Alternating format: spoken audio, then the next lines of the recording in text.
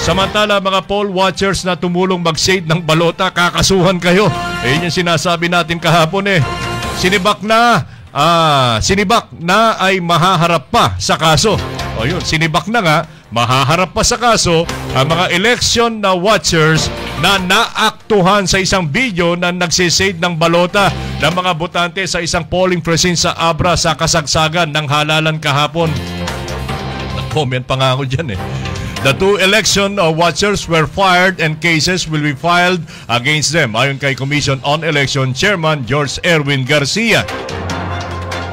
Nakarating sa kaalaman ni Garcia ang isang Facebook video kung saan makikita ang dalawang election watchers na isang lalaki at isang babae habang nagsisade ng balota ng mga botante.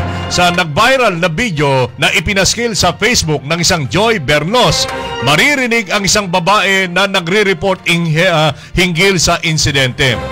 Chairman of the BEI, I would like to report that we are having the votes be shaded by the watchers and ballot secrecy voters are not being used. Anong babae? Kahit nagre-report na ang babae at ibinibidyo ang insidente, ay tuloy pa rin umano ang mga naturang poll watchers sa pagsisade sa balota ng mga botante.